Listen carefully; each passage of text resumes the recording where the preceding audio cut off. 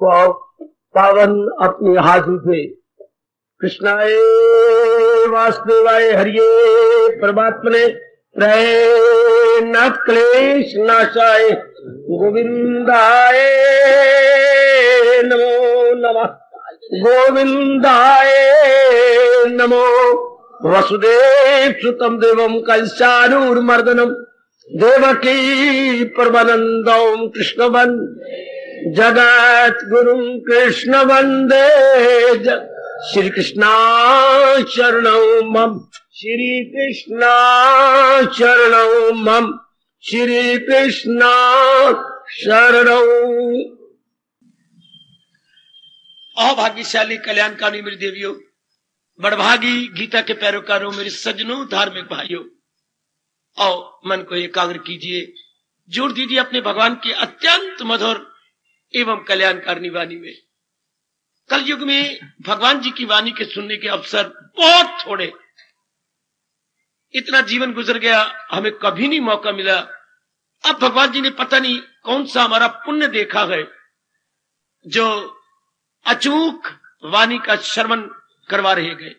मैं आप सबसे इतनी प्रार्थना करूंगा, ये तो हमारे हिंदुस्तान की संस्कृति है, हमारे हिंदुस्तान की फिलॉसफी है। हर एक देश की अपनी अपनी फिलॉसफी होती है, ये हमारे हिंदुस्तान की फिलॉसफी है। बल्कि एक इंसान को यथार्थ रूप में इंसान बनाने वाले विचारधारा है। फिलॉसफी का मतलब क्या होता है? विचारधारा, आइडियोलॉजी, लाइन ऑफ थिंकिंग। हर एक इंसान की, वो मेरे सज्जनों, मेरे साथ शामिल हो जाओ देवियों, हर एक नर नारी की अपनी विचारधारा है। वो उसी विचारधारा में रह रहा है, उस विचारधारा के अनुसार उसकी एक मान्यता हो जाती है। मान्यता, कन्विक्शन, मान्यता एक अटूट विश्वास, ये बात ऐसी होनी है, ये बात ऐसी बन जाएगी, ये उसकी, हालांकि ये बात गलत है, कौन सा उसको तजर्बा हुआ है, पर ऐसी उसने धारणा बना ली है। धारणा, इस तरह हर एक इंसान की अपनी धारणा, अपनी मान्यता है, और वो क्या है? अशुद्ध है। आप कहेंगे कैसे? करोड़ों व्यक्तियों की धारणा अशुद्ध है, मिथ्या है। हाँ सरकार, कैसे? अगर वो शुद्ध होती, हर इंसान शांत होता, हर मेरी बेटियों के चेहरे पर क्या लालिमा छाई होती। आप कभी अपने चेहरे को मेकअप न करती, बिना मेकअप के ही मेडअप होता, मेकअप के ही मेडअप होता। प्रसन्न मुद्रा, प्रसन्न चित्त, पर हम इसके विपरीत देखते हैं। ऐसा है नहीं मेरे सज्जनों, मेरे देवियों, ऐसा क्यों? हमारी विचारधारा अशुद्ध है, अपवित्र है, गलत है। उसका रिएक्शन हमारे शरीर पर पड़ता है। और आप तो पढ़े लिखे हैं, कई बार आपने एकांत में बैठ के विचार किया है, चेहरा मन का दर्पण है। Face is in index to mind. जैसे कॉपी के पहले इंडेक्स बना होता है, किस किस सफे पर क्या क्या विषय लिखा हुआ है, इस तरह अंदर जो बीत रही है वो चेहरा इंडेक्स का काम करता है। हमारे अंदर क्या बीत रही है आपका चेहरा बताता है। तो आज आम तौर पर नर नारी पर क्या बीत रही है? बेचैनी, बेकरारी, दुख, दुविधा। जैसे आप अंग्रेजी में हर एक बच्चे के शब्द पर चढ़ गया है, भगवान का नाम तो नहीं चढ़ा, पर ये टेंशन शब्द चढ़ गया है। टेंशन का अर्थ ही होता है तनाव। टेंशन का अर्थ ही है जैसे दुराए पर खड़े हो जाना और पता नहीं मैं किस तरफ जाऊं। टेंशन का मतलब दुविधा होती है बेटी, टेंशन का मतलब रस्साकशी, टग ऑफ वॉर। पर ये जीवन कोई अच्छा थोड़ा जीवन है। सोचा करो, आप सब इतने एजुकेटेड हैं, मेरी बेटियां इतनी डिग्री होल्डर हैं, आप सोचा करो क्यों ऐसा क्यों हो गया? जब इस शरीर को जन्म देने वाले माँ बाप नहीं चाहते कि मेरे बच्चे दुखी रहे। आपको सुख देने के लिए आपके पिताजी कितना काम कर रही हैं, आपके सुख देने के लिए आपकी माँ कितनी कुर्बानी कर रही है। अपनी सेहत को बर्बाद कर दिया आपकी माँ ने, आपकी सेहत आपको शांत रखने के लिए। माँ बाप दोनों ही कुर्बान हो रहे हैं आपको आनंदित करने के लिए। अगर माँ बाप इतनी मेहनत करते हैं तो इस सृष्टि का बनाने वाला परम पिता जो बड़े दयालु और कृपालु हैं, क्या वो हमें बेचैन देखना चाहते हैं? कदापि नहीं, कदापि कदापि नहीं मेरी देवियों। वो चाहती हैं हम जिंदगी के दिन आराम से काटे। फिर आप कहते कैसे? क्या भगवान जल्ले कमले हैं? नहीं, भगवान तो सियाने हैं, सर्व ज्ञाता है। उन्होंने हम कैसे शांत रहे ये ज्ञान तो पहले ही दे दिया है, पहले ज्ञान दे दिया। जैसे आपको जो उम्मीद लगती है कि मेरा कोई बच्चा होने वाला है तो आपके सास ससुर सारे प्रबंध कर देते हैं, सब आपकी ननद तक प्रबंध कर देती है कि हमारी भाभी या कोई बच्चा होने वाला है। तो भगवान ने जब ये मनुष्य जाति बनाई, विश्वास कीजिए, विश्वास कीजिए, पूरा श्रद्धा रखिए, भगवान ने पहले प्रबंध कर दिया। क्या प्रबंध? शरीर का, मन का और बुद्धि का, ये सारा प्रबंध हुआ है कि ये उनको उन द्वारा बनाया गया, ये मानव उन द्वारा बनाया गया ये इंसान कैसे शारीरिक, मानसिक और बौद्धिक रूप में प्रशांत रह सकता है। जरा एक एक शब्द अपनी गीता जी का सुन लीजिएगा, एक एक शब्द भगवान ने आपको बनाया है। हां, तो क्या रोने पिटने, ऐसा सोचो, क्या रोने पिटने के लिए नहीं। आप एक अच्छी जमीर वाले हैं, आपके conscious very very good, very very pleasant. कभी नहीं भगवान चाहते कि आप रोए। फिर हम क्यों रो रहे हैं? भगवान एक ही जवाब, हम क्यों दुखी हैं, हम क्यों रो रहे हैं, हम क्यों बेचैन रहती है, हम क्यों बेकरार रहते हैं? भगवान दयालु कृपालु हैं। जब सारी सृष्टि भगवान ने बनाई है और हम भगवान की नजरों में हैं और भगवान की जीवात्मा हमारे अंदर काम कर रही है, then why you suffering, why so difficulties, why so afflictions, why so miseries? क्यों? एक ही जवाब गीता देती है, आप अपने भगवान के अनुसार नहीं चल रहे, आप बेवकूफों के अनुसार चल रहे हैं, नालायक मन की डिक्टेशन के अनुसार आप जिंदगी काट रहे हैं। एक ही जवाब, देवियों क्यों आप रो रही हैं? क्यों एक नालायक कवि आपके लिए कहता है अगला जीवन है तुम्हारी यही कहानी, आंचल में दूध और आंखों में पानी। कितने रोने वाली बात है कि हिंदुस्तान का कवि ये कहे कि नारी का जीवन ही यही, आंचल में दूध लिए फिरती है और आंखों में आए खाए छम छम आंसू लिए फिरती है। क्या ये जीवन अच्छा जीवन है? नहीं। फिर क्यों हम रोते हैं? मैं बार बार आपसे कहता जा रहा हूं, कहता जाऊंगा जीवन के आखिरी सांस तक, हम भगवान जी के उपदेश के अनुसार, या यूं कह दूं भगवान के ज्ञान के अनुसार नहीं जुट रहे। एक बार तो मेरी मान लो, या तुम धर्म स्थान में आए नहीं, या विशेषकर मेरे जैसा बैठा हो जो आपके लिए, उसकी एक बार मान के अपनाए। एक बार आपने अनेकों को अपनाया, एक बार मेरे भगवान की भी बात मान लो।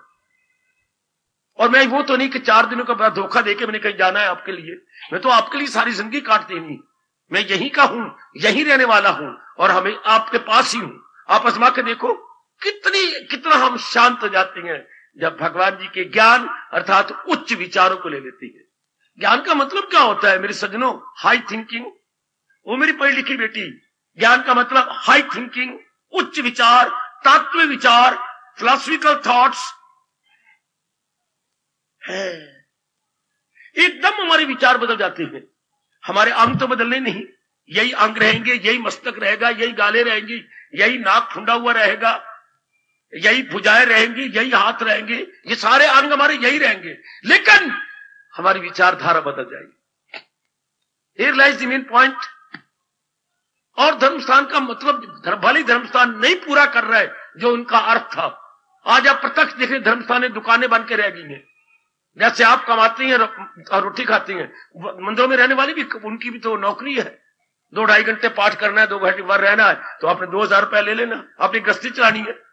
धर्मस्थान परमात्मा की कसम दुकानदारियां बन के रह गए। धर्मस्थानों का मतलब क्या था? आपको शांति देना। कैसी शांति? Permanent, period and eternal happiness. केवल ये धर्मस्थानों का काम था, जो कल युग ने ऐसी मत मारी उनके अंदर रहने वालों को कि नहीं देते हमें, हमसे लेते बहुत कुछ है पर हमें देते कुछ भी नहीं। 100% लेके हमें 1% भी नहीं देते हैं। 100% लेकर हमें 1% भी नहीं दे रहे, अपने सिर पर बहुत बड़ा बोझ चढ़ा रहे हैं। धर्मस्थानों में रहने वाले लेने में नंबर 1, देने में 0।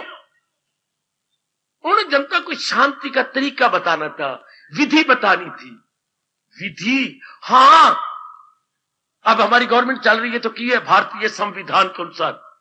ये जितनी ये गवर्नमेंट जो आपकी शासन कर रही है, बेटी आपको पता है कि नहीं? सब पढ़े लिखे हो आप। हमारी गवर्नमेंट जो शासन कर रही है, क्या हमारा एक भारत का संविधान है, जिसे अंग्रेजी में बोलते हैं इंडियन कॉन्स्टिट्यूशन। ये सारे वकील, ये सारी पुलिस, ये सारी मिलिट्री, जितना भी भारत के इस कोने से उस कोने तक जो राज्य हो रहा है, संविधान के अंडर हो रहा है। जितने कचहरियों में लड़ती हैं वकील एक दूसरे पर जरा करती हैं, संविधान की बनाई हुई धारा के अनुसार, उनके नियमों के अनुसार देती है।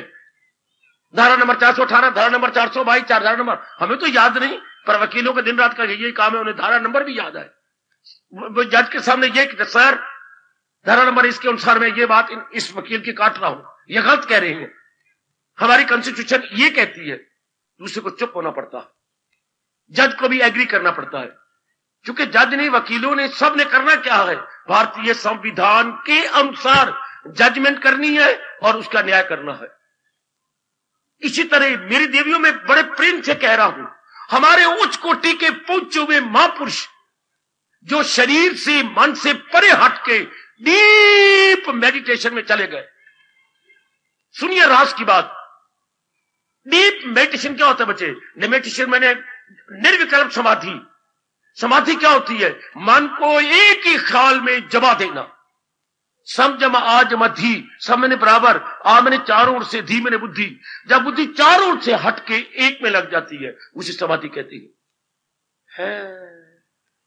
और वो शरीर से परे हो जाता है मन। हमारी जो कॉन्शियस है, मुझे कॉन्शियस है कि मैं बोल रहा हूं, मैं कॉन्शियस, मैं नारी नहीं हूं, मैं नर हूं। मुझे कॉन्शियस है कि मैं व्यास गद्दी पे बैठा हूं, मुझे कॉन्शियस है कि आपके सामने आप मेरे प्रभु की वाणी सुन रही है, लेकिन उस समय सिवाय भगवान का कोई कॉन्शियस नहीं रहती। मैं नर हूं या नारी, मैं ध्यान में हूं या दिन में हूं या रात में, ये कोई कॉन्शियस नहीं रहती। उस दिव्य ज्योति में हमारा अहम तलीन हो जाता, उसे बोलते हैं डीप मेडिटेशन। अच्छा, उसमें जैसे भगवान की इच्छा हो, एक दिन, 2 दिन, 2 घंटे, 4 घंटे जीव रह के अनुभव करता है परमात्मा को। और सुनिए ध्यान से, परमात्मा के बनाए हुए नियमों को कान खड़े करके सुन लेना। समाधि में भगवान क्या महसूस करते हैं? अपने आप को और अपने बनाए हुए अटल नियमों को। मैं खामोश हो जाऊं, मुझसे पूछ लो बेशक, जो तजर्बा मुझे रब ने करवाया मेरे से जरूर पूछ लो। हम उसमें जाके क्या करते हैं? भगवान जी का अनुभव, जो कि शांति और आनंद के घर है, और उनके बनाए हुए नियमों का अनुभव। What are those rules and regulations? अच्छा, और व्हाट इज गॉड, उनको भी महसूस करते हैं और उनके बनाए हुए नियमों को भी हम रियलाइज करते हैं। फिर हमारे वो चोटी के ऋषि महर्षि देह अवस्था में आए, समाधि टूटी, नीचे आए, तो जो उन्होंने अनुभव किया उसको लिख दिया, उसको अंकित किया। You can say in black and white. हाँ सुनो मेरी बेटियों, उन्होंने ब्लैक एंड व्हाइट कर दिया। इस तरह दूसरे ऋषि तजर्बा, चौथी का, इस तरह अनेक ऋषियों तजर्बा हुआ। हाँ, वो एक जगह इकट्ठा हो गया, जिसे हम वेद कहते हैं। तो वेद क्या है? हिंदुस्तान का धार्मिक संविधान है। वो है क्या आपका जो है देश का संविधान, और जो ऋषियों ने भगवान से अनुभव करवाया या किया, वो है हमारा धार्मिक संविधान, शास्त्रीय संविधान। ये संविधान हर नई गवर्नमेंट बदल देती है, धाराएं बदलती जा रही हैं, नई नई धाराएं सर्वसम्मति से बनाई जा रही हैं। आपको शायद पता ही है, आप जानते बच्चे, हम तो जल्ले लड़कुलले जंगल में रहने वाले। पुरानी धाराएं हटाई भी जाती हैं, नई धारा बीच में ऐड भी की जाती। सर्वसम्मति से कोई पास हो जाए कोई नियम, तो वो धारा बन जाएगी, वो नियम बन जाएगा। और सर्वसम्मति से एक अगेंस्ट है किसी धारा के, उसको हटाना पड़ जाएगा। क्योंकि आपका हिंदुस्तान क्या क्या क्या क्या क्या मेजॉरिटी के आधार पे चल रहा है। मेजॉरिटी, हाँ बेटे, मेजॉरिटी के आधार पर। शाबाश, जिसे आप डेमोक्रेसी आप कहती हैं, राजनीति जो है आपकी जनता के अनुसार है। हाँ, आपकी पॉलिटिक्स जो है जनता ही कर रही, राज्य जनता का हो रहा है। अच्छा अच्छा अच्छा अच्छा अच्छा, कोई एक आदमी का राज्य नहीं है, अपनी जनता ही अपने देश को उन्नति करने के लिए अंग्रेजों से छुड़ाकर अपने देश की उन्नति कर रही है। शाबाश शाबाश। क्या इसी को हम डेमोक्रेसी कहती हैं? आप सोच लेना, यही हमारी डेमोक्रेसी है। गांधी बेचारा यही अरमान लेके मर गया कि मैं अपने देश में राम राज्य करवा के छोड़ूंगा। राम राज्य का मतलब यही था, of the people, by the people, for the people. यही अंग्रेजों ने नकल की है। ऑफ द पीपल, राम राज्य क्या होता है? ऑफ द पीपल, लोगों में से, लोगों के लिए, of the people, by the people, for the people. आप में से अच्छे आदमी आते हैं, अपने फायदे के लिए, हाँ सुख के लिए सारा राज्य करते हैं।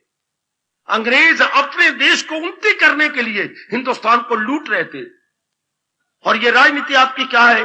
आप ही के आदमी हैं, आप ही के लिए सोचती हैं, और वो भी आपके लाभ के देश को उन्नति देने के लिए। Of the people, by the people, for the people, this is democracy. अच्छा अच्छा अच्छा अच्छा, कमान, ये सब आपके लिए तो हो रहा है, जो कुछ भी हो रहा है। तो ये हो गया हमारा भारतीय संविधान, और ये शास्त्रीय संविधान है। वो किसके लिए? बुद्धि के लिए, मन के लिए, हमारे मैनर्स के लिए, हमारे शिष्टाचार के लिए। ये तो समाज में अमन चमन रहे, लोग अपने सुख से जी सके, ये राजनीति है।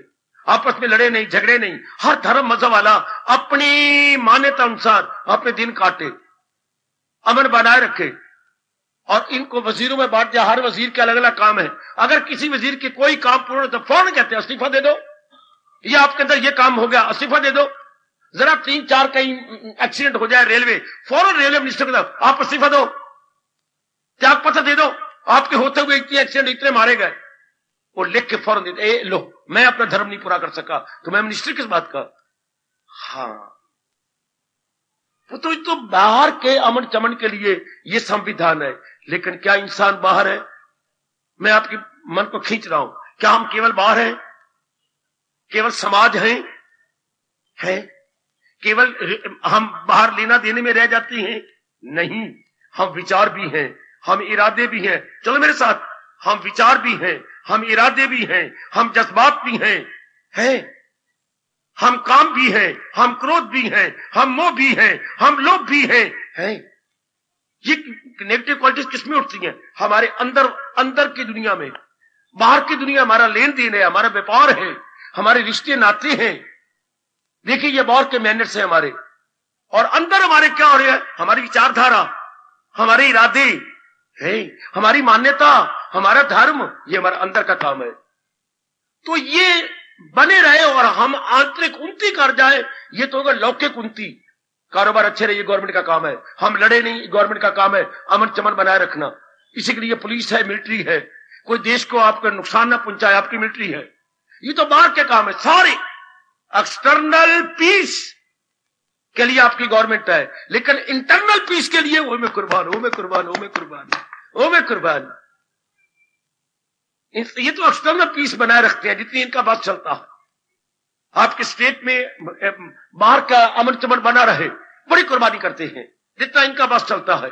भले अपनी इज्जत के लिए सही, अपनी कुर्सी के लिए सही, पर करते तो है, इन्हें करना पड़ता है, वरना थोड़ी देर के बाद इनका फिर इम्तिहान होना है।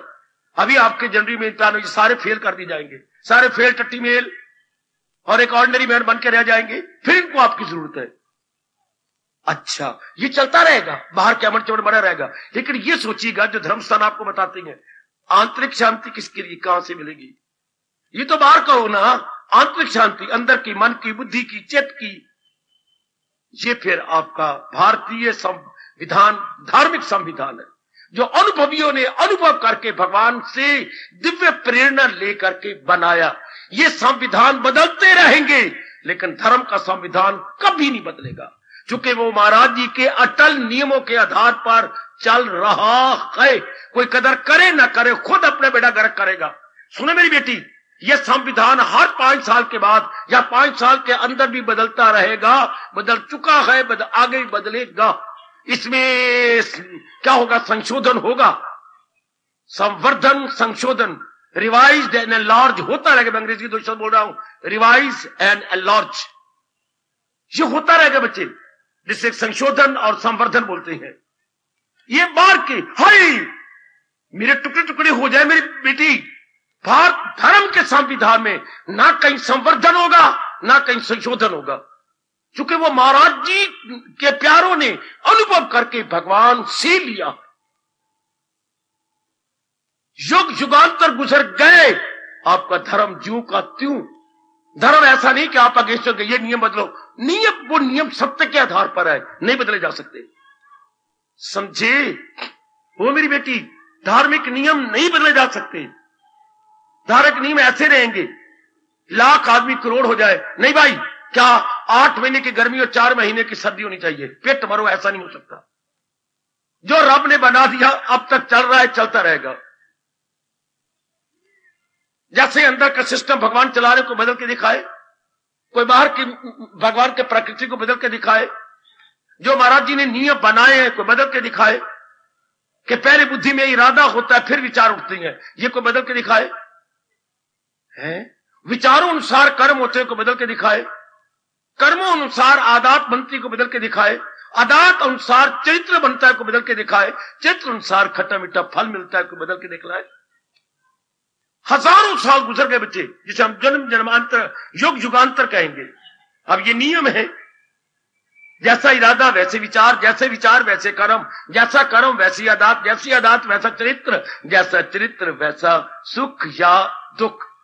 शताब्दियां गुजर गई, शताब्दियां गुजर जाएंगी, मजाले अंदर कोई तब्दीली आ जाए, चूंकि वो महाराज जी की प्रेरणा के अटल नियम के आधार पर बनाया गया है संविधान, पहुंचे हुए रियलाइज सोल द्वारा, उसमें कोई तब्दीली नहीं आती। इस संविधान में तब्दीली आ जाती है, आ रही है, आएगी।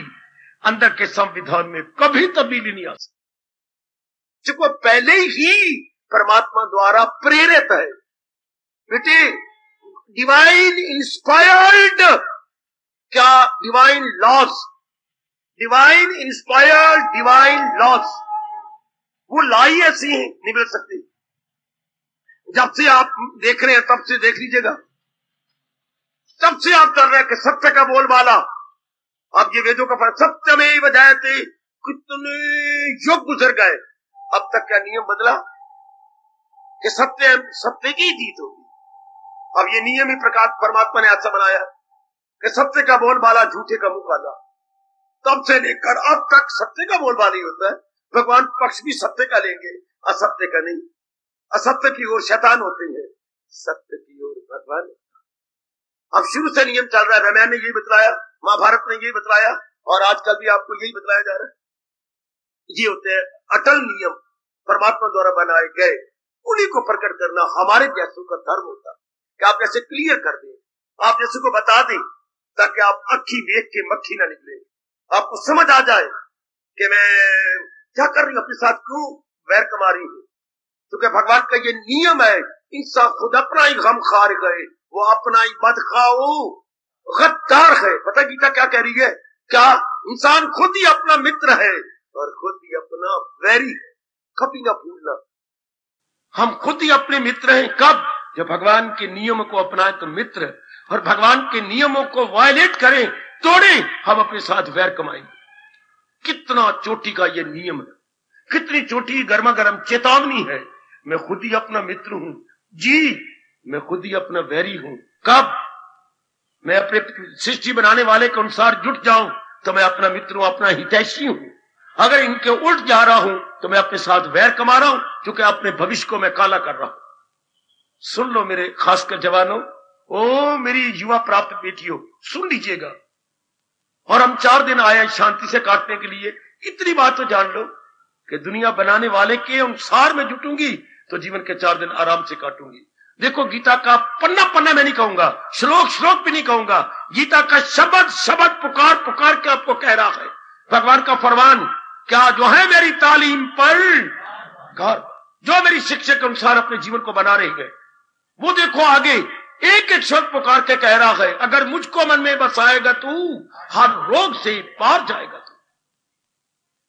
अगर महाराज जी की सुन लो, मैं आपको बार बार कह रहा हूं, और इस बात को आजमा के देख भी लो, बड़ी जनता में आके मुझे टोक देना। अगर हम महाराज जी के अनुसार जुटे, शारीरिक शांति, हाय, मानसिक शांति, हाँ, बौद्धिक शांति, हाँ, और ऐसा जीव जहां रहेगा वहां पर पारिवारिक शांति, और अनेक काम ऐसे हो गए तो सामाजिक शांति। वो मैं कुर्बान, वो मैं कुर्बान, वो मैं कुर्बान, वो मैं कुर्बान, मैं कुर्बान। जिसकी शारीरिक शांति, मानसिक शांति, बौद्धिक शांति, ऐसे व्यक्ति जहां भी रहेगा परिवार में शांति देगा, और ऐसे अनेक हो गए तो समाज में भी शांति छा जाएगी।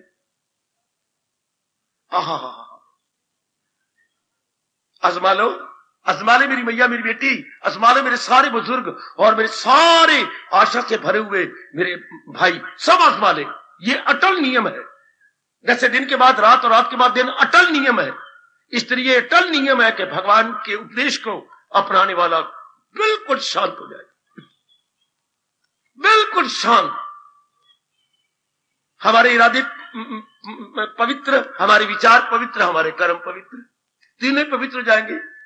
High decision sound, thought sound, activities also sound. तो रिजल्ट क्या होगा? Must be sound healthy, sound and health. आजमा लीजिए, एक एक बात में आजमा रहा हूं गीता की, जितनी भगवान मुझे ताकत दे रहे हैं उतनी आजमाई जा रहा हूं, गदगद हुए जा रहा हूं। आप खुद आजमाइए बच्चे, ये तो हर शब्द मन के प्रयोगशाला या लेबोरेटरी में क्या आजमाए जाने योग्य है। जैसे हम लोग क्लास में साइंस पढ़ते थे, फिर जाते थे लेबोरेटरी में, हाँ वहां डिमॉन्स्ट्रेटर होता था, हमें कई चीजें दे देता था, इक्विपमेंट्स, और हम फिर एक्सपेरिमेंट करते थे। मैं कहता हूं भगवान का फरमान सुन लो और अपने मन की लेबोरेटरी में इसे अपना के देख लो, कितना शानदार रिजल्ट आता, कितना कमाल का रिजल्ट आएगा, बहुत ही अच्छे। भगवान का हर फरमान मानसिक लेबोरेटरी में, मानसिक प्रयोगशाला में हाँ प्रयोग किए जाने योग्य। सुन लो आपको गीता का फॉलोअर और भगवान कृष्ण का प्यारा क्या कह रहा है। आप प्रयोगशाला में लाइए, here is our mind is प्रयोगशाला, माइंड इज लेबोरेटरी। हम इसे अनुभव करें तो जो आप खोए खोए रहती हैं बिल्कुल शांति। हमारे में जो फतूर आ गया है, किसी ने बताया नहीं, मैं बहुत पढ़ जाऊं मैं शांत हो जाऊंगा, नहीं कदापि नहीं। बहुत पढ़ने से क्या शांति मिलेगी? नहीं। फिर कबीर बेचारा कैसे शांत हो गया, तुलसीदास कैसे शांत हो गए, मीरा कैसे, जिन्होंने स्कूल का मुंह नहीं देखा, जिन्होंने कॉलेजों का मुंह नहीं देखा, जिन्होंने कॉलेजों का मुंह नहीं देखा, उनके प्राचीन महापुरुषों ने, उनकी वाणी हम जैसे बहुत पढ़े लिखों को नहीं समझ आती। मेरे रब्बा ओए मेरे रब्बा, जिन्होंने कॉलेजों का मुंह नहीं देखा, पढ़े लिखे भी उसे नहीं समझ सकते, क्योंकि इतने मन का स्तर चाहिए। उन्होंने किस स्तर पे वाणी निकाली गए? भगवान के दिव्य प्रेम में बैठकर उन्होंने वाणी प्रकट की है। तो हमारा मन भी तो इतने स्तर पे उठे तो उसे समझे। मेरे बेटो आप समझे कि नहीं मेरी बेटियों? कहीं आपने कॉलेज में पढ़ा था, to know Shakespeare one must become Shakespeare. Shakespeare को समझने के लिए पहले खुद शेक्सपियर बनो। ये हमें प्रोफेसर साहब क्लास में पढ़ा रहे थे, to know Shakespeare one must become Shakespeare. Shakespeare को समझने के लिए खुद वो स्तर बने। अगर ये बात एक सारे ड्रामा समझने के लिए है, तो फिर भगवान की वाणी को समझने के लिए वो श्रद्धा भी तो चाहिए, वो प्रेम भी तो चाहिए, वो लगन भी तो चाहिए। तभी तो हम अपने मन के स्तर को ऊंचा कर लेंगे। Then we can understand, then we can understand. मेरे गुरुदेव कहा करते थे, किसी बात को अंडरस्टैंड करना हो तो पहले जिसके अंडरस्टैंड उसके स्टैंड अंडर हो जाओ। Stand under, then you will be able to understand. पहले उसके नीचे बैठ के, जैसे आप बैठेंगे, अब आप स्टैंड अंडर है, आप भगवान की वाणी आप समझ जाएंगे। Stand under, then you will be able to understand. पहले विनम्रता दिखाइए, आजस बनिए, श्रद्धा दिखाइए, low now you are able to understand. High stand under, now you are able to understand. मेरी बेटी ओ मेरे बच्चों, जरा ध्यान देना, इसकी गहराई में उतरना। मेरे बुजुर्गों, मेरी कल्याणकामी देवियों, शांति चाहिए ना? हाँ, तो शांति को विषय बहुत पढ़ाई का तो नहीं है, ना बहुत कमाई का है, ना कोई शादी का है। शांति विषय कैसी है? मैं बार बार कह रहा हूं, भगवान के ज्ञान को अपनाने में। जिसने भगवान के ज्ञान को अपना लिया, जीवन के 4 दिन आराम से काटेगा। माइंड स्टैंड स्टिल, क्योंकि हम चारों ओर से नजर उतार कर केवल वहां ली जाती है, तो उसके बिल्कुल सामने चंद्रमा, ये होता है संकेत। इसे वो संकेत बोलते। जीवन में कई बार आपने संकेत दिया, मैंने इशारा कर दिया। इस तरह अध्याय, हर अध्याय हमें उसके अंदर क्या है, उस अध्याय में क्या है, ये संकेत है। जैसे अंग्रेजी में आप इंडिकेशन कहेंगे, एक थोड़ा सा उर्दू वाले इशारा कहेंगे, थोड़ा सा इंडिकेशन इन ब्रीफ वर्ड्स, बेटे बिल्कुल ब्रीफ। और लो छठे अध्याय का क्या? अभ्यास और वैराग से आप मन को अपने अधीन कर सकते हैं। बस अभ्यासेन तु कौन्तेय वैराग्यंच गृह्यते। इतना ही संकेत। अभ्यास और वैराग्य से आप अपने मन पर काबू पा सकते हैं। और जरा जो समय बाकी रह गया मैं प्रकाश डाल दूं इस संकेत पर। बिगड़ा हुआ मन, मुंह जोर मन, लालची मन, सरकश मन, जिसके लिए अर्जुन ने कहा हवा बंद होती नहीं जाल में, न काबू में आए किसी हाल। मन पर कंट्रोल करना इतना ही मुश्किल है मेरे प्राणनाथ, मेरे इष्टदेव, जितना को कहे कि मैं वायु को मुट्ठी में कैद कर दूं। नहीं हो सकती वायु कैद। इस तरह मन इतना चंचल हो चुका है कि एक आम आदमी, एक सामान्य पुरुष कह देता है इस पर काबू पाना असंभव है। लेकिन भगवान ऐसे जीवों को जो कहते हैं असंभव है, मुंह बंद करते हैं। ऐसे का मुंह भगवान के ज्ञान द्वारा बंद हो जाता। प्लीज नहीं, नहीं, मन निग्रह हो जाता है प्रभु। हां, कैसे? अभ्यास और वैराग्य से। संकेत क्या है? अभ्यास और वैराग्य से मन पर निग्रह किया जा सकता है। हम क्या कह रहे थे? नहीं हो सकता। आकाशवाणी आई गलत। छठे अध्याय की आकाशवाणी आती है। अभ्यास और वैराग्य से निग्रह किया जा सकता। सजनों, ओ मेरी कल्याणकामनी देवियों, आओ जरा विचार करें। हमारे देश की फिलॉसफी, हमारे देश के मनोविज्ञान अनुसार, भारतीय मनोविज्ञान के अनुसार अभ्यास क्या होता है, जिसे अंग्रेजी में प्रैक्टिस कहेंगे, वो क्या होती है? ध्यान से जरा एकाग्रता पूर्वक किसी भी क्रिया को लगातार बिना उबे हुए मन से करते रहने का नाम अभ्यास है। बहुत अच्छा कहा। भारत के मनोविज्ञान ने कमाल कर दिया। फिर सुनिए ध्यान से, सुन लो मेरी बेटियों, बड़े काम आपके आ रहा है, आएगा। किसी भी क्रिया को एक लंबे समय तक बिना उबे हुए मन से लगातार करने का नाम अभ्यास है। अब आप प्रातः काल कोई 2-2:30 बजे उठ बैठती हैं, अपने शरीर को पवित्र करके आप भगवान के चरणों में हाजिर देती हैं, एक मुद्दत से दे रही हैं, इसको अभ्यास कहती है। आप लगातार श्रद्धा और प्रेम पूर्वक न देरी देखती हैं न दूरी देखती हैं, हालांकि नारी का चोला है और सत्संग सुनने आती हैं, ये अभ्यास है। लगातार आप तशरीफ ला रही हैं एक लंबे समय से बिना उबे हुए चित्त से, इसको अभ्यास कहती है। किसी भी क्रिया को। अच्छा, अब हमें कहा जा रहा है मन पर निग्रह करने के लिए, मन पर कंट्रोल करने के लिए ध्यान देना, तो हम धार्मिक क्रिया करेंगे जो हमारे श्री वेद व्यास जी ने बताई है, जो भगवान कृष्ण जी गीता के चोटी के ज्ञान के माध्यम से बता रहे गए, वो हम लगातार करेंगे। लगातार। हां, तो वो जब लगातार होंगी तो हमारी विचारधारा बदल जाएगी, हमारे आदत बदल जाएंगे, हमारा दृष्टिकोण बदल जाएगा। हाँ, हमारा चित्र बदल जाएगा। एक शब्द में हमारी काया कल्प हो जाएगी। हमारे भारत के ये प्यारे शब्द है काया कल्प, जिसको आप अंग्रेजी बोलेंगे ओवरहॉलिंग। जैसे आप साइकिल करवाते हैं, स्कूटर करवाते हैं, कार करवाते हैं, ओवरहॉलिंग। पुराने टूटे मुट्टे पुर्जे हटाकर उसकी जगह रिप्लेसमेंट होती है नए पुर्जों की। रंग उड़ गया तो हम दोबारा रीपेंट करवाते हैं। हाँ, इसे अंग्रेजी में ओवरहॉलिंग कहेंगे, अपने कहेंगे कायाकल्प कर लिया। इससे लगातार प्रैक्टिस करने से हमारे पुराने विचार, पुराने इरादे सब बदल जाती हैं। हम बिल्कुल न्यू मैन हो जाते हैं, बिल्कुल न्यू मैन। अब जैसे आप लगातार अपनी आदत बदलते जा रहे हैं, विचार बदलते जा रहे हैं, ये प्रैक्टिस है। इसे मेरे भगवान अभ्यास कह रहे हैं। तो इस अभ्यास से क्या होता है? हम रियलाइज करते, ध्यान देना, हमारे में एक एहसास हो जाता है। हाँ, जब एहसास होता है ना, हाँ, एहसास मैंने फीलिंग,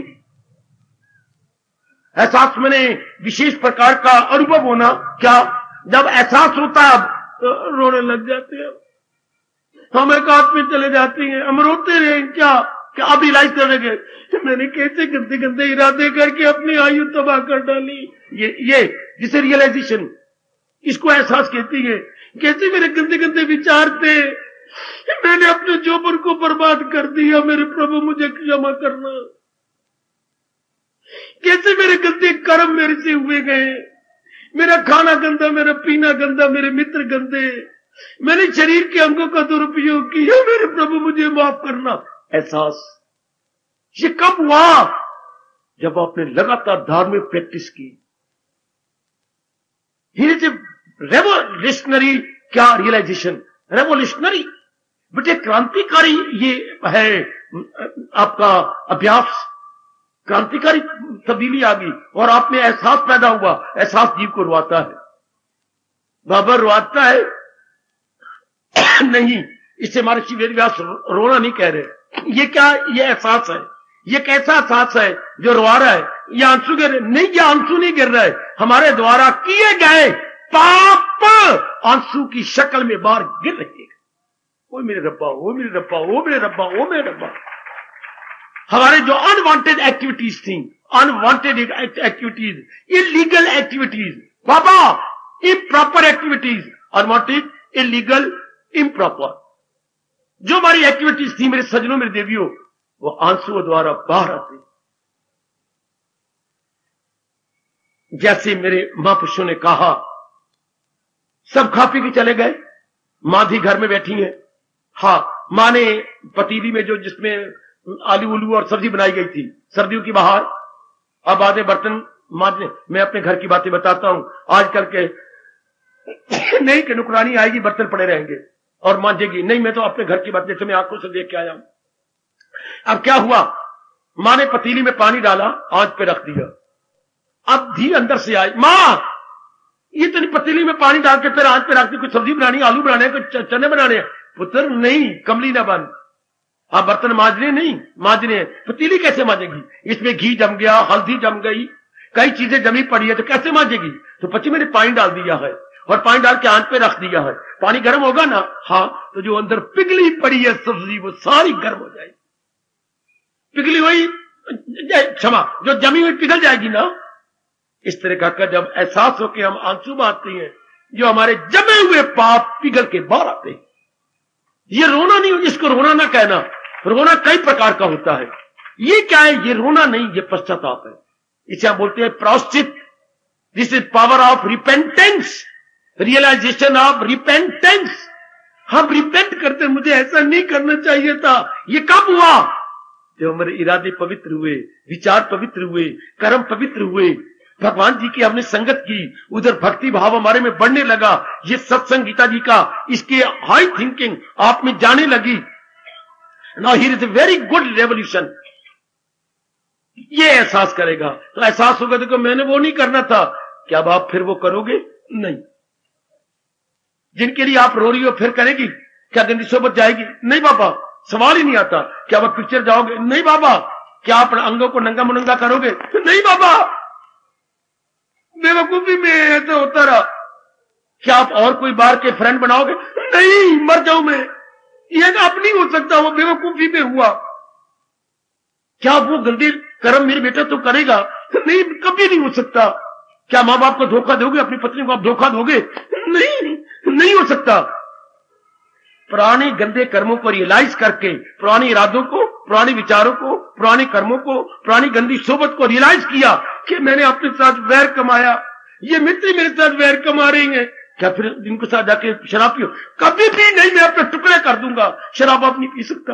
मैं अपने साथ अपने धन बर्बाद, अपनी सेहत बर्बाद, अपने मां बाप की बनाई हुई इज्जत बर्बाद कर डाली।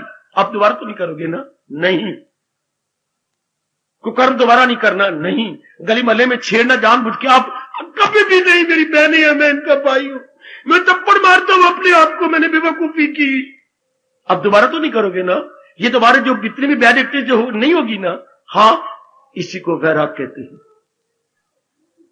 In one word we can say according to our Indian constitution, धार्मिक constitution, वैराग। हाई हाई ब्रिटिश को एक शब्द में क्या बोलेंगे? वैराग। इतना एहसास हुआ, इतना पश्चाताप हुआ, अब हमसे वो सब जितने भी थे अशुभ इरादे, अशुभ विचार, अशुभ कर्म, अशुभ संगत छूट गई, छूट गई, छूट गई। लेकिन एक बात कह दूं, आजकल के गए बीते वैशैले वातावरण में इतना एहसास होना भी निहायत मुश्किल कि जो मैं कर रहा हूं, इरादे कर रहा हूं, विचार कर रहा हूं, फ्रेंडशिप बना रहा हूं या अपने पैरों पर कुल्हाड़ी मार रहा हूं, इससे मेरा भविष्य बहुत ही गंदा हो जाएगा। मैं नाना प्रकार के दुखों के अधीन हो जाऊंगा। ऐसा एहसास भी किसी किसी को होता। खुद भगवान जी ने 7वें अध्याय में कहा हुआ है, क्या क्या हजारों लाखों में होगा कोई खौल खौल। कोई लाखों में कोई जीव होगा जो ये रियलाइज करे। मैं आपको क्यों ना बधाई दे दूं कि आप रियलाइज कर रही हैं। क्यों ना मैं हार्दिक बधाई दूं मेरी बेटियों, मेरी अच्छी बेटियों और मेरी अच्छी माताओं, कि आप में ये एहसास का मादा पैदा होगा। मैंने अपने जैसे मेरी माता की तो मेरे सिर में अंगारे पाए, मैंने सिर में मिट्टी पाई, और मेरी बेटियां क्या कहती है, मैंने अपने पैरों पर आप कुल्हाड़ी मारी, मैं अपने साथ आप भी बैर कमाती रही। हो गया ना एहसास? अब नहीं हो सकते आपके क्या वो अशुभ कर्म, अशुभ विचार, अशुभ इरादे, अशुभ यार दोस्त अब नहीं हो सकते। नहीं, कभी सपने में भी नहीं हो सकते। इसी को वैराग कहते हैं। क्या भगवान ने कहा? धार्मिक अभ्यास करने से वैराग पैदा हो जाता है। तो जो हमने क्या कहता, मन को कंट्रोल करना, अपने आप हो गया कंट्रोल। मन जो सिनेमा में जाता था, मन जो कई दोस्त यार बनाता था, घर वाली पत्नी अलग है, बाजार की पत्नी देर पिट्टे वो अलग है, ये अलग है। जैसे सोने वाले कपड़े अलग होती है, बाहर निकलने कपड़े अलग होते हैं, इसने पत्नी भी अलग बना रखी थी। हाय मेरे रब्बा, घर वाली और है, बाहर वाली और है। अब होगा? नहीं होगा बाबा, कभी नहीं हो सकता। इसी को वैराग कहती है। तो मन के बुरे इरादे, बुरे विचार, बुरे कर्म, बुरी संगत गई, हाँ, तो वो मन तो मर गया, वो मन तो खत्म हो गया। हाँ, old mind gone and now the new mind is created, entirely new mind. जैसे मेरे कई भाई जो बैठे हुए हैं, पुराने मकानों गिरा दिया, आजकल के अनुसार नए मकान शानदार बन गए। इसे कहते हैं रीबिल्डिंग। आपने रीबिल्ड किया ना? हाँ, इस तरह परमात्मा कसम, गीता के ज्ञान से हम अपने आप को रीबिल्ड करते हैं, पुनः निर्माण। केवल मकान ही निर्माण नहीं होते, कैरेक्टर भी निर्माण होता है, कैरेक्टर को भी निर्माण कहते हैं। Now we are rebuilding our character. Rebuilding, जब जिस दिन गवर्नर आए थे तो उन्होंने यही सवाल किया, यहां क्या होता है? यहां जीवों के कैरेक्टर को रीबिल्ड करते हैं। रीबिल्ड है? हाँ। तो वो हंसते हुए कह रही थी, रीबिल्डिंग तो बड़ा बड़ा मटेरियल चाहिए, आपके पास कौन सा मटेरियल है? हमारे पास गीता के ज्ञान का मटेरियल है। कितने प्रसन्न हुए थे वो। गीता के ज्ञान से के मटेरियल से ये जनता को कैरेक्टर रीबिल्ड हो रहा है। मैं यही जवाब दे सकता हूं आपको कि ना, वे रीबिल्डिंग आवर जनता कैरेक्टर। ये रीबिल्ड तो हो रहा है, हाय, और जो बड़ा जरूरी है भगवान के ज्ञान से। देखो पुराने इरादे, जैसे पुराने मकान गिरा देती हैं, कमरे, छत्ते, वो कड़ियों वाली, वो दीमक खा गया। अभी देख ले, आप तो पुराने इरादे, पुराने विचार, पुराने कर्म, पुरानी संगत सब तोड़ दी गई। अब देखो, शुभ इरादे, शुभ विचार, शुभ कर्म, शुभ मित्र, शुभ स्थान, शुभ ज्ञान। आए मेरे रब्बा, इसको रीबिल्ड ना आखा तो की आखा। We are all rebuilding our character, rebuilding our character. तो वो हम भट्टे से सामान मंगवाते हैं या कहीं से, तो ये गीता से मटेरियल मंगवा के अपने रीबिल्ड कर रही है। वहां भी सीमेंट होता है, ईंटें होती हैं, और दो तीन जरूरी चीजें होती है, सीमेंट, ईंटें, बजरी बुजरी। यहां भी कर्म योग है, ज्ञान योग है, भक्ति योग है। इस द्वारा हम अपनी बुद्धि को, अपने मन को, अपने तन को, वी आर रीबिल्डिंग। अब एक बिल्कुल न्यू मैन बनते जा रही है, इंटायरली न्यू मेरी बेटी बनती जा रही है। क्या इरादे बदल गए, विचार बदल गए, कर्म बदल गए। ये गीता गजब ढा देती है अगर पूर्ण रूपेण इसे अपना लिया जाए। बिल्कुल entirely we are becoming new man because we are rebuilding our character.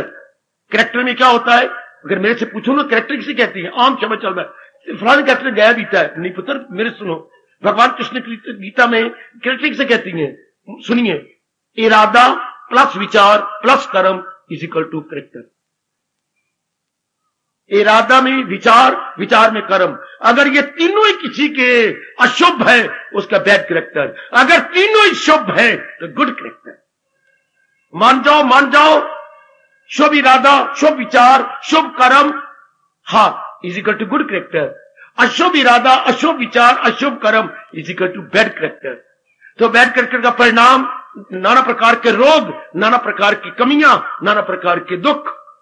और गुड कैरेक्टर का विवेक, वैराग, भक्ति। हर एक एक्शन का रिएक्शन होता है। आपने अगर साइंस पढ़ी हो तो action reaction equal and opposite.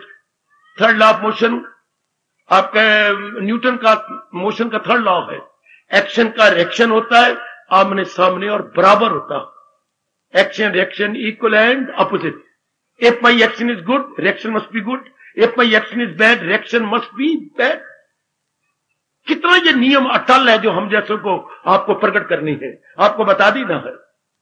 तो छठे अध्याय का इशारा क्या है मेरी बेटी, कि जो हम होपलेस कहते, मैंने मेरे से नहीं अभ्यास होता, मेरे से नहीं जाप होता, जब मैं जाप करने बैठता हूं मानी इधर उधर भाग जाता है, मानी इधर उधर दौड़ जाता है, मैं क्या करूं?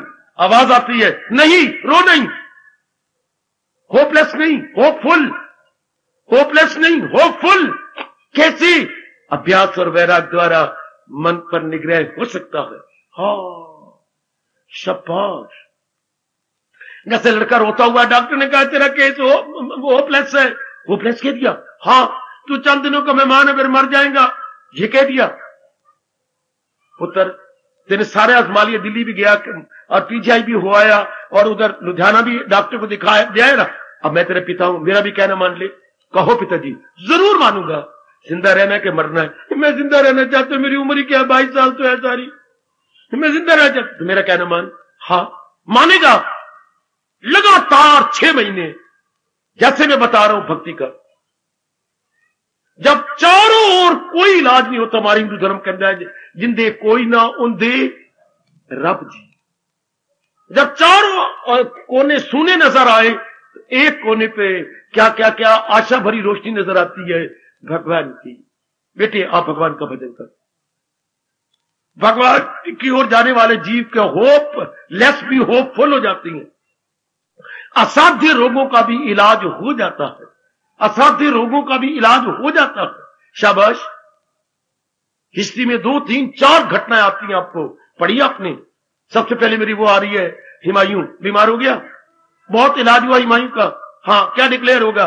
2 या 3 दिन के बाद शाही वकीम कह रहे हैं ये मर जाएगा। है बाबर का लड़का था ना हुमायूं। हाँ बाबा, बाबर रोया, फूट फूट के रोया। शाही हकीम कह रहे, हकीम भी रो रहे हैं। नहीं ना, आधी रात को 1:30 बजे का टाइम था। हकीम साहब खड़े होते ने, हकीम नहीं नहीं, वो सुनो मेरे बच्चों, जाके पहले हकीम को पकड़ा, गला पकड़ लिया। नहीं, मेरा बच्चा नहीं मार सकता। चुप। दूसरे हकीम को बाजू पकड़ लिए। नहीं, मेरा बच्चा नहीं मार सकता। चुप। तीसरे हकीम के बाल पकड़ लिए जोर के, मेरा बच्चा नहीं मार सकता, नालायक। चुप। क्या हकीम बोले? नजर नाड़ियां बता रही कि मर जाएगा। नहीं। आप जानते हैं हुमायूं की चारपाई के इर्द गिर्द चक्कर काटने शुरू किए, जिसे हम परिक्रमा कहेंगे। मेरे लाडले पुत्र, मेरे सोने पुत्र, ओ मेरे राजकुमार, मेरे शहजादे, हाँ मेरे बाद तूने गद्दी संभालनी है, तेरी बीमारी मैंने ले ली। तेरी 3 बार परिक्रमा की, तेरी बीमारी मैंने ले ली। ओ अल्लाह मियां, इसकी बीमारी मुझे दे दे, मेरा बच्चा ठीक हो जाएगा। जरूर ठीक होगा। देख लिया, 8वें दिन बच्चे का 100 केस बदलने लग गया। 18वें दिन वो चारपाई से उठ बैठा, सब छोड़ के चले गए। हकीम, हमारी बुद्धि से परे बातें है जी, हम अब शर्मिंदा है, नहीं रह सकते यहां। नए हकीम बनाओ, नए जो मर्जी करो। दिल से निकली दुआ असर रखती है, वो पर नहीं पर ताकते परवास मगर रखती है। जब भी कोई केस ऐसा हो जाए, भगवान से प्रार्थना करो। बार बार उन्हें गीता में करारा करारा वचन दे रखा है, मेरे पास जिस राह से लोग आए मैं राजी हूं अर्जुन, मुराद अपनी पाए। हम नास्तिक बन गए हैं, भगवान पर श्रद्धा छोड़ दी, अपने ज्ञान पर श्रद्धा छोड़ दी, धक्के खा रही एक आवारा कुत्ते की तरह हम सब। अगर महाराज जी पर श्रद्धा रखे तो वचन दे रखा है, अगर मुझको मन में बसाएगा तू हर रोग से पार। मैं सारी जनता को कहूंगा आजमा कर देख लो, और मुझे खिंच के मारना ओ धरती के ऊपर। भगवान सुनता है कि नहीं? आप जरा आजमा के देख लो मेरी बेटी, मैं भरी जनता में आपको कह रहा हूं। आप दिलो जान से भगवान को पुकारो, आप भक्ति में लग जाओ, तो जो चीज इम्पॉसिबल डॉक्टर डिक्लेयर की है या कुछ भी किया है, that can be possible. Hopeless can be hopeful. हम भी इस तरह जैसे भगवान जी कह रही हैं, जुट जाए, हमारा hopeless mind can become hopeful. आपके महाराज जी के चरणों का दास आपको पुकार पुकार के कह रहा है, होपलेस कैन बी होपफुल। एक निराशा जिसको आ चुकी है वो पूर्ण आशा आ सकती है अगर महाराज जी की ओर लॉन्ग जंप ले ले। एक लॉन्ग जंप ले जाए तर जाएगा।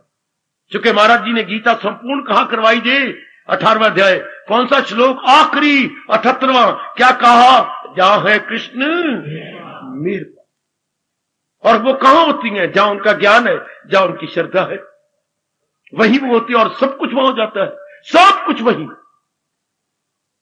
छठे अध्याय का आशीर्वाद, छठे अध्याय का संकेत, अभ्यास और वैराग्य से क्या होपलेस जो मन है होपफुल हो सकता है, अर्थात मन पर काबू पाया जा सकता है। इतने शब्द है इशारे में, अभ्यास और वैराग्य से क्या मन पर काबू पाया जा सकता है। जबकि आप कहते नहीं पा सकते, आवाज आई छठे अध्याय से, नहीं पाया जा सकता है। अपनाओ, जीवन में ढालो बच्चे। हो गया गीता जयंती का स्वागत। कितने भगवान और भगवान का ज्ञान खुश होगा जब हम श्रद्धा करके जुट जाते हैं, लग जाते हैं। यह है स्वागत करना गीता का। या भगवान का स्वागत ज्ञान से करो, भगवान का स्वागत भक्ति से करो, भगवान का स्वागत श्रद्धा और प्रेम से करो। जैसे वो होता है उसी तरह स्वागत होता है। जैसे वो अब आए मिनिस्टर तो हमें लाख लानत, हम जाए उसको स्वागत करने के लिए नहीं, उसके पिट्ठू जाएंगे, उसके चमचे जाएंगे, उसकी कड़छियां जाएंगी। भगवान के प्यारे तो तब जाए जो पहुंचा हुआ महापुरुष आ जाए है, तब हमारे जैसे सर के बल भी जाए तो भी सस्ता जान, सर के बल भी जाके स्वागत करना पड़े तो भी सस्ता है। ओ मेरे सज्जनों, महाराज जी का पावन दिवस आ रहा है, गीता जयंती, और हर अध्याय का संकेत लेके उसे अपने सीने, जिगर और आए दिन के कर्मों में उतार कर स्वागत करें। छठे अध्याय का संकेत मुबारक। मुझे पूर्ण आशा है जितने भी आए बैठे हैं सब कल्याणकामी हैं, सब मेरी बेटी दिल जली हैं, कल्याण चाहती हैं। जरूर इस तरीके से हम अपना कल्याण कर लेंगे और उधर आने वाली पावन गीता जयंती महा उत्सव का स्वागत हो जाएगा। भगवान आपको ताकत दे, आप अपना सके। मैं बार बार भगवान से प्रार्थना करूंगा, मेरे प्रभु आपको शक्ति दे, आप अपना सके। गीता में हाथ में थाम लेता हूं और दो शब्द आपके मुंह से कहलवाकर आरती उतरवाएंगे। ओए गीता है ईमान मेरा, शाम मेरी जिंदगी,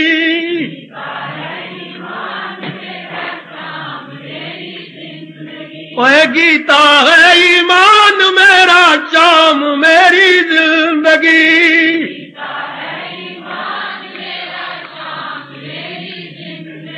उनको हरदम याद रखना यही हमारी बंदगी।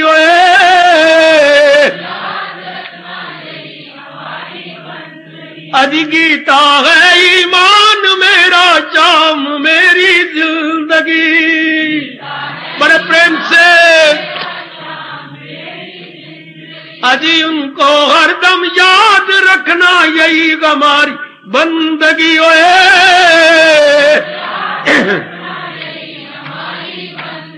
अजी गीता है ईमान मेरा, शाम मेरी जिंदगी, हाय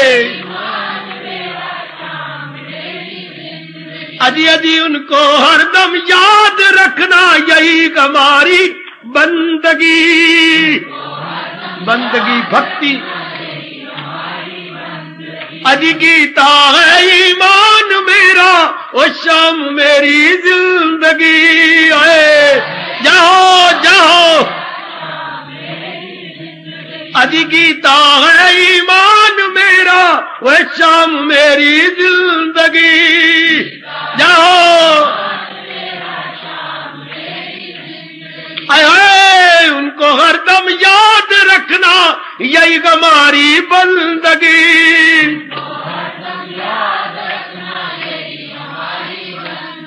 अजी यही हमारी बंदगी, नहीं तो है शर्मिंदगी, हाय हाय। अजी यही हमारी बंदगी, नहीं तो है शर्मिंदगी।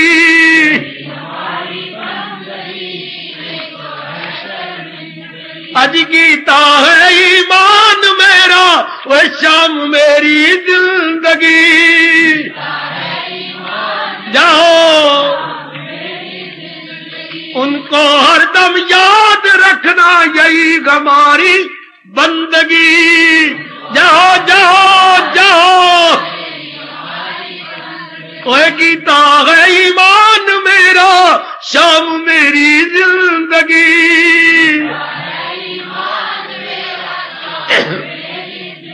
अजी उनको हरदम याद रखना यही हमारी बंदगी।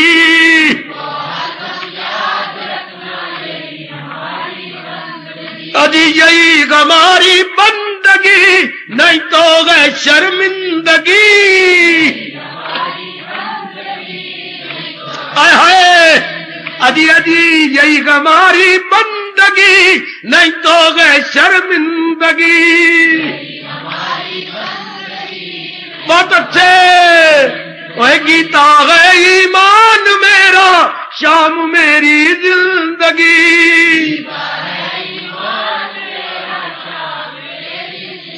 अजी अजी गीता है ईमान मेरा वह शाम मेरी जिंदगी।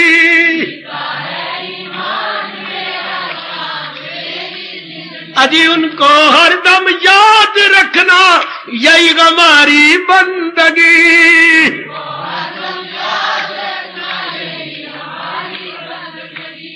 हार्दिक धन्यवाद, हार्दिक आशीर्वाद।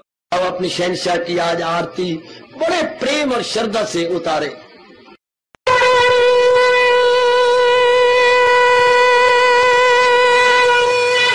ओम जय जगदीश जय हरे स्वामी जय दीना लात हरे भगत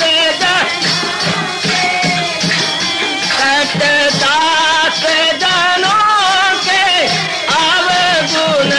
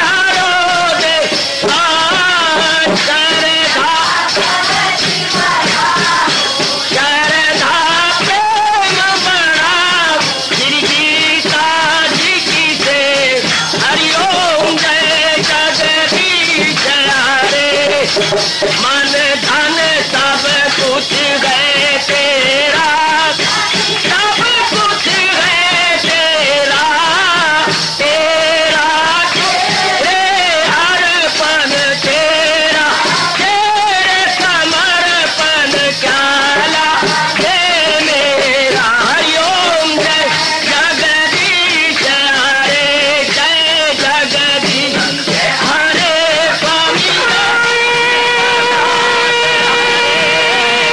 भगत जनों के संकट